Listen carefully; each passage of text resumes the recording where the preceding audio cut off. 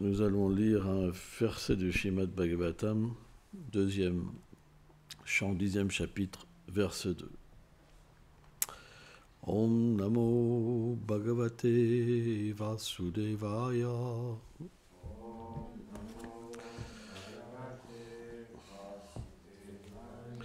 Om Namo Bhagavate Vasudevaya.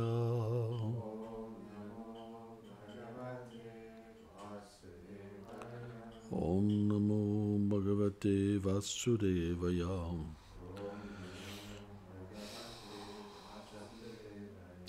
Tasyam Asyam Vashum Jatam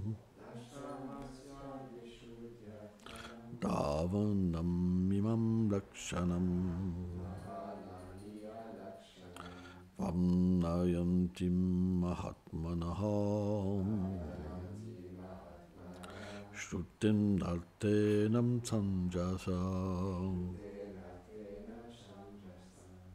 Traduction.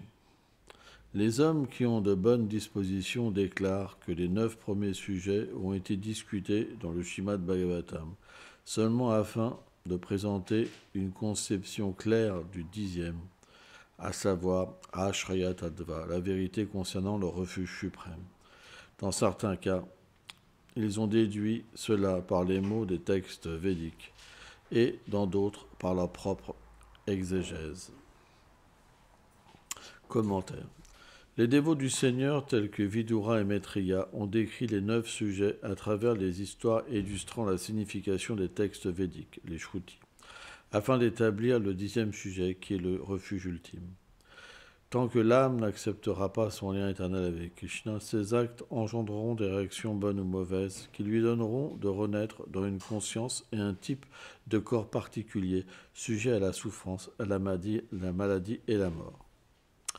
Elle atteindra alors une position sur l'une des nombreuses planètes de l'univers.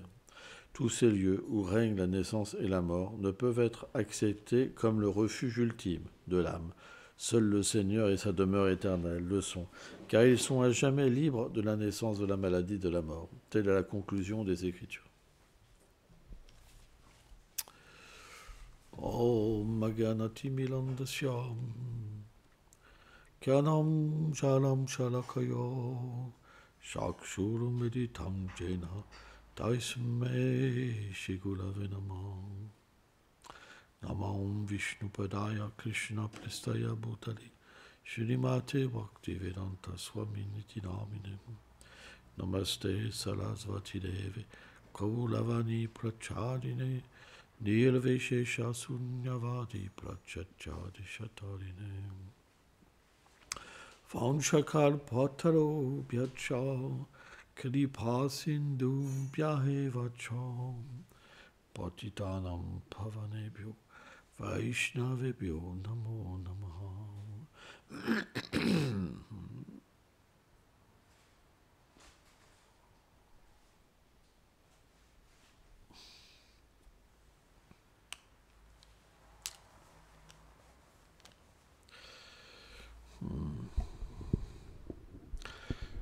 La conception du refuge. Selon nos désirs et notre qualification, on a une conception du refuge. Quelle est la conception des gopis ? Quel est le refuge des gopis ? Krishna. Si elles n'ont pas le refuge de Krishna, alors elles dépérissent. C'est pourquoi le Srimad Bhagavatam, qui est la conclusion des Védas, qui est le commentaire du Vedanta Sutra, qui décrit la vérité absolue, dans un aspect d'opulence, ce commentaire décrit, à travers la douceur de Krishna, qu'est-ce que c'est le véritable refuge. Et notre aspiration, nous, c'est de trouver ce refuge, Krishna. C'est pour ça que nous pratiquons. Nous ne pratiquons pas la bhakti pour échapper à la souffrance, pour avoir une meilleure naissance, pour avoir la connaissance. Nous pratiquons la bhakti pour expérimenter qu'est-ce que c'est le refuge. Le refuge, c'est quoi? Ce sentiment de se donner à Krishna.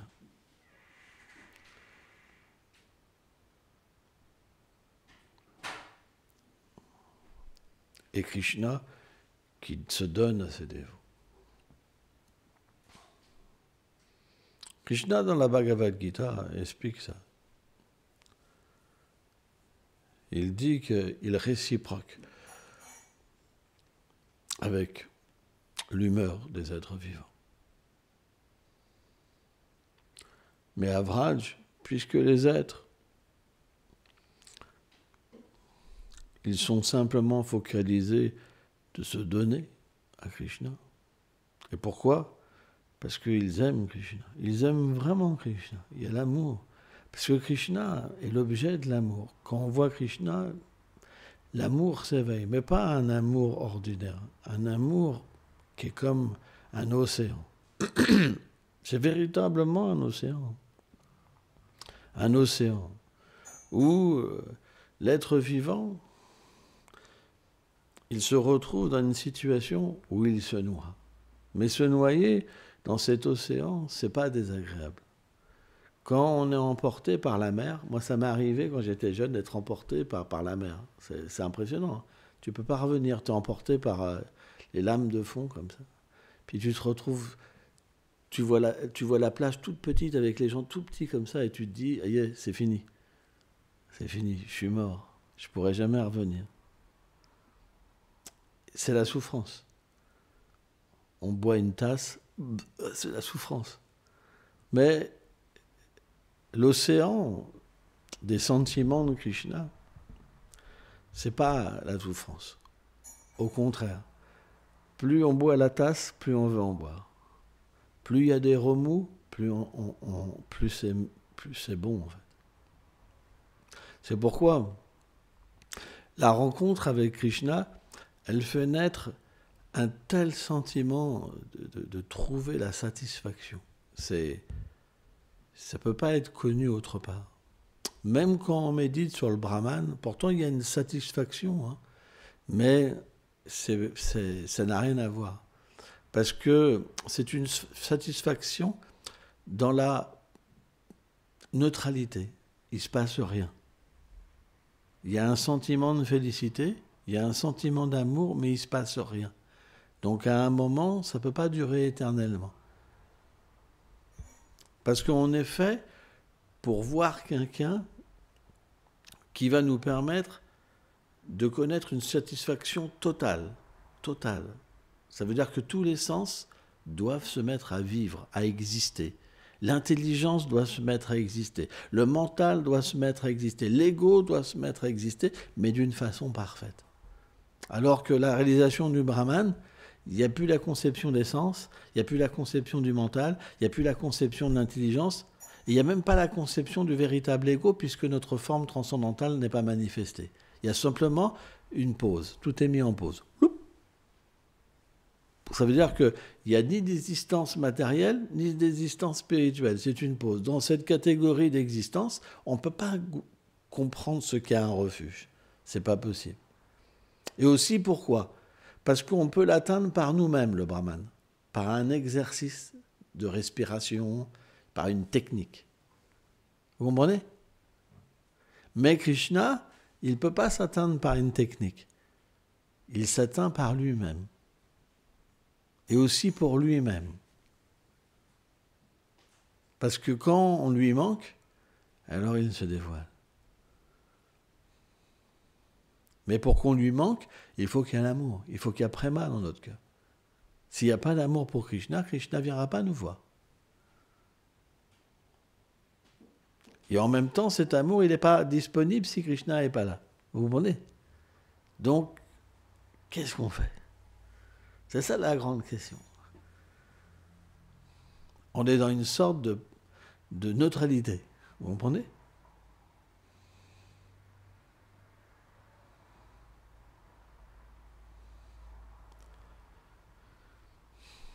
Pourquoi on pratique? On repose cette question-là à un autre niveau. Pourquoi on pratique? On pratique parce que le service de dévotion n'est pas différent de Krishna. Il est Krishna lui-même. Puisque Krishna, il est obtenu à travers le service de dévotion.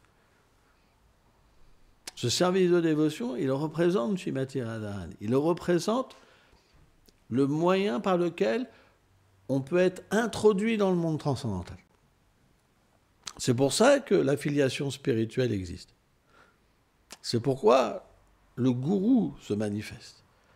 Qu'est-ce que le gourou il fait? Il dit « Oh, je vais t'engager dans le service de dévotion. Tu sais faire quoi? Pas grand-chose. Ça veut dire quoi, pas grand-chose?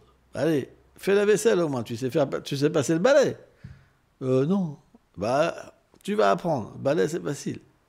On fait un service pratique. Et ce service-là, puisqu'il est donné par les associés du Seigneur, alors Krishna est présent dans ce coup de balai.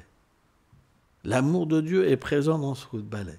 Le savoir transcendantal est présent dans ce coup de balai. C'est pour ça qu'on ne considère pas un service inférieur ou supérieur. Ça, c'est une conception matérielle. Par exemple, si quelqu'un par lui-même, il construit un temple, il installe des déités, c'est pas considéré comme du pur service de dévotion. Mais par contre, s'il reçoit l'ordre d'un pur dévot, alors c'est considéré comme de la bhakti, même si c'est juste passer le balai. Pourtant, ça paraît insignifiant par rapport à quelqu'un qui va construire un gros temple. Mais par nous-mêmes, on ne peut pas obtenir Krishna. Krishna descend par une miséricorde spéciale. Et une fois qu'il descend, alors, bien sûr, le refuge est disponible dès l'instant où on touche au service de dévotion. Mais graduellement, par ce service, Krishna devient attiré par la bhakti. Parce qu'en fait, quand on fait du service, on purifie notre cœur. On attire Krishna. Et au fur et à mesure que les réactions de nos actes passés sont détruites par ce service, parce que quand on agit matériellement, on crée des activités soit vertueuses, soit impies, et on doit en prendre les fruits et les réactions. Mais quand on est engagé dans le service de dévotion, c'est une situation qui n'engendre pas de réaction matérielle. Donc et au contraire, ça détruit les réactions matérielles de l'être vivant. C'est pourquoi le service, il est très important. Et donc, à un moment, quand le cœur devient pur, et que Krishna devient attiré par la dévotion, alors l'expérience spirituelle peut se manifester. Et même l'expérience spirituelle, elle peut même se manifester quand le cœur n'est pas pur. Parce que Krishna fait ce qu'il veut. On prend l'exemple. Il y a le soleil. Mais là, regardez, aujourd'hui, il y a plein de nuages. On ne voit pas le soleil. Si vous sortez dehors, regardez partout, vous ne verrez pas le soleil. Pourtant, il est là. Et tout le ciel est couvert de nuages aujourd'hui. Mais il est là, le soleil. Vous comprenez? Mais il suffit qu'il y a juste une parcelle où le soleil n'est plus caché par les nuages, et vous revoyez le soleil. Les nuages, c'est comme les anarthas, les choses indésirables dans le cœur. Le sommeil, l'ignorance, par exemple, de notre réalité spirituelle. On est toujours affairé par faire des choses qui sont contraires à notre nature. Les réactions de nos actes passés, par exemple, quelqu'un qui est beau, quelqu'un qui est riche, tout ça, c'est aussi des anarthas. Donc, ces choses indésirables, c'est comme les nuages qui cachent le soleil. Mais Krishna est là. Et Krishna, il n'est pas juste un soleil qui est dans un coin et qui ne peut rien faire, qui n'a pas de main, qui n'a pas de pied, qui n'a pas de tête, qui ne peut pas parler, qui ne peut pas se déplacer. Non. Krishna, s'il veut, il pousse les nuages. Et il donne une expérience spirituelle. Ça ne veut pas dire que les nuages vont pas revenir, mais l'expérience peut venir. C'est pourquoi le service de dévotion peut donner l'expérience. Notre but, il n'est pas d'apprendre une écriture de chanter des mantras pour juste apprendre l'écriture et chanter des mantras. C'est pas ça notre but. Notre but, il est l'expérience aussi. Sans expérience.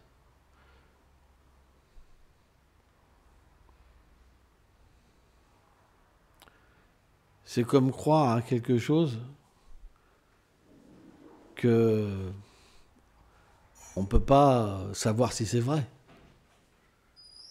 Comment vous voulez vous abandonner? Comment vous voulez aller au fond des choses? Vous comprenez? Donc l'expérience doit être là. Mais l'expérience, elle est à différents niveaux. C'est pas que Krishna va venir tout de suite vous tenir la main, par exemple. Viens avec moi. C'est pas ça l'expérience. L'expérience, elle commence déjà par voir la réalité du monde matériel. Voir comment les gens souffrent.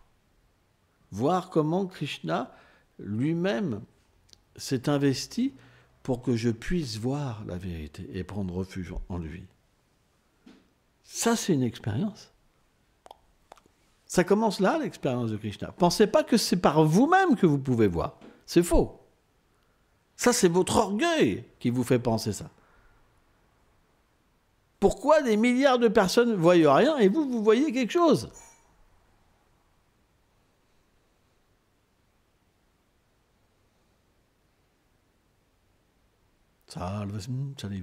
Krishna a dit, je suis le souvenir comme l'oubli.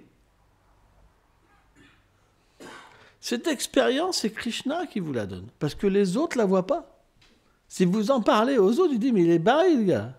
Il faut l'amener chez un psychiatre, on va lui donner des cachets pour que ça parte. C'est ça, un psychiatre. Il ne voit rien, un psychiatre. Il ne peut rien comprendre. Si vous lui parlez, il va juste vous dire, vous êtes un fou. Il va vous faire semblant que c'est bien pour que vous touchiez votre argent. Mais sans ça, il ne serait pas psychiatre. Qu'est-ce que cette personne peut vous aider? Elle ne peut vous aider en rien. C'est juste l'échec. Vous pouvez croire que vous pouvez avoir une aide. Mais le résultat, c'est l'échec. Parce que seul Krishna peut agir et vous retirer votre mal. C'est pour ça qu'un dévot, il prend refuge en Krishna. C'est ça la foi. Krishna peut tout faire. C'est la réalité. C'est pourquoi l'expérience que vous avez, si vous vous l'appropriez, elle disparaît. Et vous perdez votre foi de nouveau. Et c'est pas évident. Parce que quand vous vous vantez aux petits camarades, de moi, t'as vu, là, regarde, je vois les âmes conditionnées, je vois les 3 gunas partout. Ah ouais, bah ouais. T'as vu, c'est un grand dévot. Vous vous l'appropriez. Le lendemain, qu'est-ce qui se passe? Oh là là, oh, ça va pas aujourd'hui. Ah, ça va pas. Ah, la concupiscence. Ah, et puis l'envie. Puis vous voyez, une autre expérience vient, et parce que Krishna tient à vous, et vous dites, bah, j'ai mal agi parce que Krishna me fait ça. Il y a l'expérience qui est là directement. Et donc vous allez voir le dévot discrètement, parce que vous avez quand même de l'orgueil. Ouais, non, mais c'est... Vous comprenez, vous cherchez un truc pour vous dépêtrer de cette situation. Ça marche comme ça, hein, c'est comme ça. Hein, c'est assez indirect quand même, parce qu'il reste un petit peu d'orgueil quand même. Vous comprenez? Mais l'expérience est là. Et puis quand vous faites ça, vous voyez, Krishna vous fait voir, c'est comme un reflet. Vous voyez très bien ce que vous faites, mais vous le faites quand même. Mais vous voyez. Pourquoi vous voyez, les autres ne voient pas? C'est Krishna est là, c'est lui qui est là et qui vous fait voir. Prabhupada, qu'est-ce qu'il dit, Srila Prabhupada? Il dit, pour le voleur, il donne l'intelligence pour voler. Et celui-là qui va se faire voler, Krishna lui donne l'intelligence pour ne pas se faire voler. Krishna, il aide tout le monde. Bon, c'est une façon de parler, vous comprenez. On n'est pas pour les voleurs. Mais Krishna, il donne l'intelligence à tout le monde. Pourquoi il ne donnerait pas l'intelligence à son dévot? Mais quand il donne l'intelligence à son dévot, alors son dévot permet de voir l'action de Krishna. C'est pour ça cette action-là, même si elle est à un niveau débutant, en même temps elle est absolue. Parce que c'est le même Krishna qui est là. Mais simplement, il vous aide et est réciproque à votre niveau. Et cette foi, elle va alors graduellement augmenter. Augmenter. Sauf si vous offensez les Vaishnavas. Si vous offensez les Vaishnavas, alors Krishna se retire. Et à ce moment-là, vous redevenez ce que vous étiez avant, et même pire. Vous pouvez vous dégrader encore plus. C'est pourquoi ce refuge de Krishna, c'est très important. On doit l'observer. On doit remercier Krishna. On ne doit pas être sûr, Krishna c'est mon pote, quoi, c'est normal. Voilà. Allez. Un petit éclairage là, s'il te plaît. Non. Vous comprenez, on n'est pas des éclairagistes. Tu sais, genre, t'appuies sur un bouton, puis ça se fait. C'est pas ça, Krishna. On ne peut pas contrôler Krishna. C'est pour ça, la bonne attitude permet de prendre conscience de ce que Krishna a fait pour nous. Mais quand la mauvaise attitude est là, alors on ne peut pas. Il y en a, par exemple, qui vont se lamenter. Oh, je suis nul, mais c'est pas ça notre philosophie. Notre philosophie, c'est aussi de méditer sur comment Krishna nous aide et être redevable. Parce que si on comprend qu'est-ce que Krishna fait pour nous, alors naturellement, on va faire quelque chose pour lui. Vous comprenez? On réciproque aussi. Krishna réciproque avec nous, mais on doit aussi réciproquer avec lui. C'est important. Et comment on réciproque avec une personne? On l'habille bien, on lui prépare bien à manger, on chante pour lui, on lui masse les pieds, on fait ceci, on fait cela. On s'occupe de Krishna comme une personne, parce qu'il est une personne. Vous allez à Vrindavan, par exemple, quand c'est l'hiver, Krishna, il a des chaussettes, il a des gants, il a une écharpe, un gros bonnet. Ils ne veulent pas que Krishna ait froid. Ils le nourrissent avec une nourriture particulière, etc. Quand c'est l'été, il est habillé moins chaudement, par exemple. Il y a toutes sortes de festivals qui est observé pour son plaisir. Mais pourquoi? Parce que les Vrajbasi, ils s'occupent de Krishna comme une personne, comme un membre de leur famille, comme quelqu'un qui a des besoins. Alors, bien sûr, dans l'absolu, le Seigneur suprême n'a besoin de rien. Mais quand on a cette conception-là, on ne fait rien pour lui. Et alors, on veut simplement des désirs matériels qui nous comblent nos désirs. Et on est simplement un matérialiste, avec une sorte de foi qui est très mixte. Mais lorsque la dévotion devient pure, on comprend que le Seigneur, il crée des besoins pour que ses dévots puissent le satisfaire et être engagés dans son service d'amour. Vous comprenez? C'est pourquoi on doit apprendre cet art de bien servir la déité. C'est très important. En fait, à un niveau immature du service de dévotion, tant qu'on ne peut pas chanter purement et méditer sur notre relation avec Krishna, c'est un peu le seul moyen qu'on a pour servir Krishna, si on regarde bien. Donc si vous délaissez la déité et que vous êtes immature, à un moment, vous chutez. Vous refaites des activités matérielles. Vous reprenez plaisir avec la matière. Alors bien sûr, il faut un équilibre. Mais l'équilibre, ça peut vite penser dans un autre sens. C'est pourquoi l'adoration de la déité, même si elle est prescrite plus dans le Dwapara Yuga, elle reste présente dans le Kali Yuga. Et c'est quelque chose qui est très important. En adorant la déité, on peut obtenir Prem. Tous les processus sont encore valides. Sauf que les êtres n'ont pas forcément les compétences et les attitudes pour les faire. Hein? Voilà. Gold Payment Day.